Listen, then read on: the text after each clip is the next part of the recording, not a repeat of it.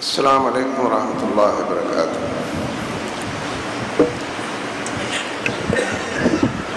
الحمد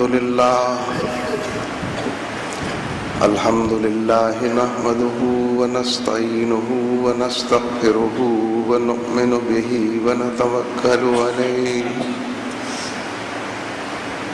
ونعوذ باللہ من شرور انفسنا ومن سیئات اعمالنا من يهده الله فلا مضل له ومن يضلل فلا هادي له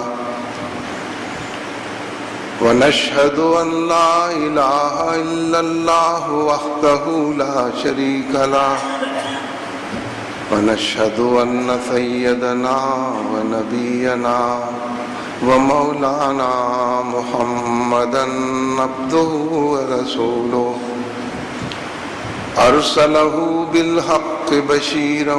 ونذيرا بين يدي الساعة أما بعد فأعوذ بالله من الشيطان الرجيم بسم الله الرحمن الرحيم يريدون ليطفئوا نور الله بأفواههم والله متم نوره ولو كره الكافرون هو الذي أرسل رسوله بالهدى ودين الحق ليظهره على الدين كله ولو كره المشركون يا أيها الذين آمنوا هل أدلكم على تجارة تنجيكم من عذاب أليم تؤمنون بالله ورسوله وتجاهدون في سبيل الله بأموالكم وأنفسكم ذلكم خير لكم إن كنتم تعلمون يغفر لكم ذنوبكم ويدخلكم جنات تجري من تحتها الأنهار ومساكن طيبة في جنات عدن ذلك الفوز العظيم وأخرى تحبونها نصر من الله وفتح قريب وبشر المؤمنين صدق اللہ۔ حضرات گرامی، میرے بھائیوں، بزرگوں اور دوستوں اور میری معزز بہنوں اور بیٹیوں، اللہ تبارک و تعالیٰ کی شان کریمی ہے، اس کی نعمتیں بے پایا ہیں، اس کی رحمتیں گھٹا بن کر برستی ہیں،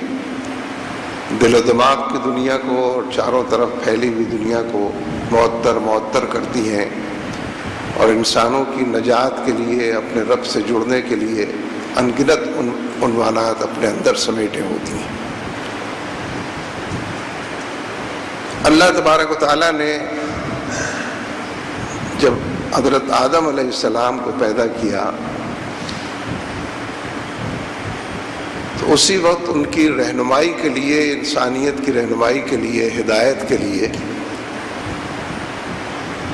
باقاعدہ اہتمام اور انتظام بھی فرمایا، اور بڑا سبب تو اس کا یہی تھا کہ انسان کو وہ ایک مجبور محض کی حیثیت سے نہیں اس دنیا میں بھیج رہے تھے، بلکہ ایک بااختیار مخلوق کی حیثیت سے، فَأَلْهَمَهَا فُجُورَهَا وَتَقْوَاهَا، جس کو یہ اختیار حاصل ہو، جس کے اندر یہ جذبات ودیت کیے گئے ہوں کہ چاہے تو وہ خیر کی طرف جائے، بھلائی کی طرف جائے، اس کے اندر یہ بات الہام کر دی گئی تقوی کی بھی اور فجور کی بھی، کہ وہ دونوں طرف جا سکتا ہے، لہذا اس کی ہدایت کے لیے اہتمام کرنا ضروری تھا، اس کی رہنمائی کا ہر عنوان دور تک پھیلانا اور سجانا ضروری تھا۔ اسی لیے فرشتوں کو بھی قدر حیرت بھی ہوئی اور تشویش بھی ہوئی، اور وہ کہہ بیٹھے کہ یہ تو فساد برپا کرے گا، خوریزیہ کرے گا جب اس کو اختیار حاصل ہوگا، جب یہ اس کی مرضی ہوگی کہ چاہے تو خیر کی طرف جائے یا شر کی طرف جائے، فجور کی طرف جائے یا تقوی کا راستہ اختیار کرے، جب یہ با اختیار بھی ہوگا تو پھر یہ دنیا کے اندر فساد کا ذریعہ بنے گا۔ اللہ تبارک و تعالیٰ نے بالکل شروع ہی میں یہ بات، قرآن پاک اس کی گواہی جا بجا دیتا ہے کہ حضرت آدم علیہ السلام کو منع فرمایا کہ سب کچھ کرنا لیکن اس درخت کے پاس نہ جانا، اور گویا وہیں سے یہ تعلیم شروع ہو جاتی ہے کہ کچھ چیزیں ممنوع ہیں اور کچھ چیزوں کی اجازت ہے، کچھ حلال ہے، کچھ حرام ہے، کچھ جائز ہے، کچھ ناجائز ہے، کچھ پسندیدہ ہے، کچھ ناپسندیدہ ہے، اس کی مرضی کے مطابق ہی تمام چیزیں ہیں۔ اس نے جس چیز کو پسندیدہ قرار دیا اور جس کو ناپسندیدہ قرار دیا، اس کا وہی مقام ہے۔ گویا اسی دن سے یہ بات طے ہو گئی کہ کن امور کی طرف تمہیں چلنا اور بڑھنا ہے اور کن حوالوں سے اپنے آپ کو روکنا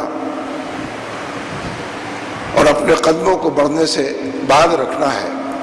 حلال اور حرام کے بھی، پسند اور ناپسند کے بھی، اور اللہ کی رضا اور ناراضگی کے راستے بھی۔ اس لیے بالکل شروع ہی سے یہ بات بھی سامنے آئی کہ فَإِمَّا يَأْتِيَنَّكُم مِّنِّي هُدًى فَمَن تَبِعَ هُدَايَ، یہ ذمہ اللہ تبارک و تعالیٰ کا ہے کہ وہ ہدایت سے تم کو نوازے، رہنمائی کے لیے راستے تمہارے کھولے، دل و دماغ کی دنیا کو بھی روشن کرے، اور اطراف کے حالات میں بھی تمہارے لیے آیتیں اور نشانیاں اتارے، اور جو اس ہدایت پر عمل کرے گا اس کے مطابق زندگی کو ڈھالے گا، فمن تبع ہدایا فلا خوف علیہم ولا هم یحزنون، اس کے لیے کوئی حزن و ملال نہیں ہے، کوئی خوف اور دہشت کی اور بیچارگی کی زندگی نہیں ہے۔ اسی سلسلے میں اس نے اپنی کتاب اتاری ہدایت کے لیے اور رہنمائی کے لیے، اپنے انبیاء کے سلسلے کو دراز کیا، ہر قوم کے اندر ایک ہادی، ہر قوم کے اندر ایک رسول بھیجا، انسانوں کے ہر انبوہ کثیر کی ہدایت اور رہنمائی کا سامان اس نے فراہم کیا، اور پھر ما کان محمد ابا احد من رجالکم ولکن رسول اللہ وخاتم النبیین، نبی اکرم صلی اللہ علیہ وسلم کو ختمی مرتبت بنایا، انبیاء کا سردار اور پیشوا قرار دیا، امام الانبیاء قرار پائے، رہتی دنیا تک ہدایت کا سلسلہ آپ ہی سے شروع ہونا ہے، اور قرآن پاک کو آخری کتاب کی حیثیت سے جس کی حفاظت کا بھی ذمہ لیا ہے، لفظ لفظ کے اور معنی و مفہوم کے اعتبار سے بھی انسانوں کی ہدایت کے لیے اس نسخے کو بتمام و کمال انسانوں تک پہنچایا۔ ظاہر ہے کہ قیامت تک اس سلسلے کو اسی طرح جاری رہنا ہے کہ نبی تو نبی آخر الزماں تشریف لے آئے، آپ ہی کی سنت کو محفوظ رہنا ہے، لوگوں کے لیے عمل کا عنوان بننا ہے، اور آپ ہی پر اتری ہوئی کتاب کو ہر حوالے سے جس کی حفاظت کا ذمہ بھی اللہ تبارک و تعالیٰ نے لیا ہے، اس کتاب کو بھی محفوظ رہنا۔ اس لیے ضمناً ایک بات ذہن میں آتی ہے کہ یہ جو آپ کے چاروں طرف فضا کے اندر آپ کے مخالفین کی طرف سے قرآن پاک کی بے حرمتی ہوتی ہے، اس کو نظر آتش کرنے کا پروگرام بنتا ہے اور نظر آتا ہے، دکھائی دیتا ہے، اور نبی اکرم صلی اللہ علیہ وسلم سے بغض و کینے کے حوالے سے ہر وہ کام کرنے کی کوشش کی جاتی ہے کہ جس سے آپ کی حیثیت کو مجروح کرنے کا، آپ کے مقام کو اس سے فروتر کرنے کا کوئی عنوان سجایا جا سکے۔ اور یہ وہ اقوام کر رہی ہیں کہ جو اپنے آپ کو بڑا کلچرڈ، سویلائزڈ، پڑھا لکھا، دانا اور بینا، معاملہ فہم، اور استدلال سے بات کرنے والا اور دلیل کو ماننے والا اور عقل کی کسوٹی پر جو اپنے آپ کو ان حوالوں سے جانتی اور پہچانتی ہے اور اپنا پروپیگنڈا دنیا کے اندر اسی طریقے سے اپنا تعارف کراتی ہے، یہ ان اقوام کی طرف سے، ان معاشروں کی طرف سے یہ کام ہو رہا، اور یہ ان معاشروں اور قوموں کی طرف سے یہ کام ہو رہا ہے جو بارود کی برسات برسائیں تو کروڑوں من بارود لمحوں کے اندر پوری دنیا کے اوپر برسات، جو گولیوں کی بوچھاڑ دنیا کے اوپر ایک چھت کی طرح آویزہ کرے تو کوئی گوشہ ایسا باقی نہ رہے کہ جہاں گولیاں نہ برس رہی ہوں، یعنی جن کے پاس ملٹری مائٹ بھی ہے اور جن کے پاس وہ سارے دعوے بھی ہیں جو میں پہلے عرض کر چکا ہوں اپنے انسان ہونے کے ناطے کہ شرف انسانیت تو انہی کو حاصل ہے، وہ لوگوں کے حقوق کو تحفظ دیتے ہیں، ایسے لوگوں کو بارے میں کہ جن کے دعوے یہ ہیں اور جن کے معاشرے بظاہر تہذیب کے اور تمدن کے مراکز شمار ہوتے ہیں، بظاہر علم و دانش کی سارے عنوانات انہوں نے اپنے اندر سمیٹ لیے ہیں، اور جس حوالے سے دیکھا جائے دانش و بینش انہی سے شروع ہوتا، انہی پر بظاہر ختم ہوتا ہے، ان کی طرف سے جب یہ تمام چیزیں بروکار آتی ہیں تو اپنے اپنے طریقے سے سب اس کا تجزیہ کرتے ہیں کہ آخر ایسا کیوں ہو رہا ہے، لیکن یہ بات تو واضح ہے کہ کھسیانی بلی عام طور پر کھمبا ہی نوچتی ہے نا، شاید کچھ اسی طرح کا محاورہ، ان کا بس نہیں چل رہا کہ پوری دنیا کے اندر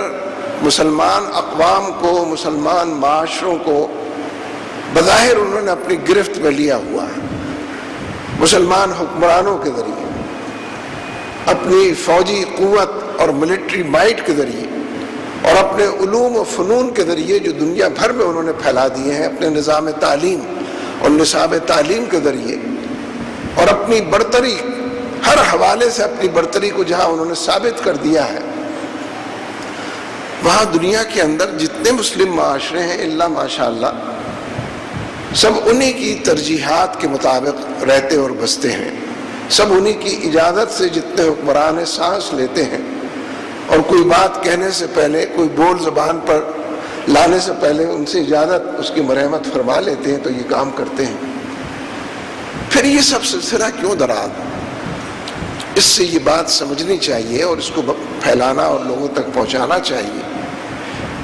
کہ اسلام کی سرشت کے اندر قرآن و سنت کی ماہیت اور روح کے اندر غلبہ لکھا ہوا ہے۔ جو اسلام کی تعلیمات سے گزرے گا،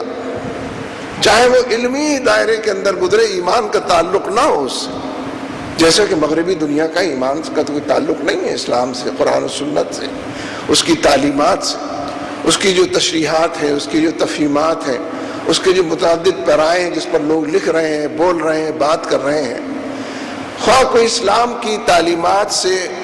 بغض اور حسد ہی کی بنیاد پر کہ اس کے کوئی عیب نکالے جائیں، اس کی کوئی کمزوریاں چنی جائیں،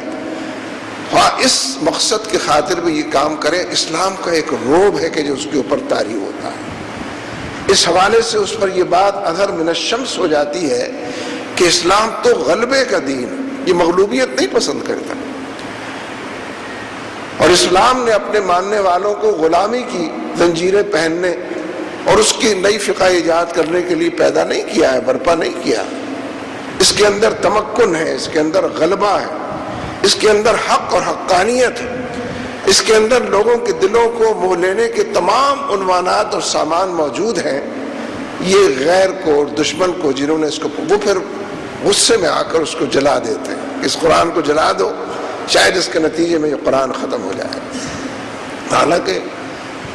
ہم جیسے عامی لوگوں کو بھی یہ بات معلوم ہے کہ قرآن پاک کے نسخے دنیا کے اندر جتنے بھی ہیں یا ہو سکتے ہیں،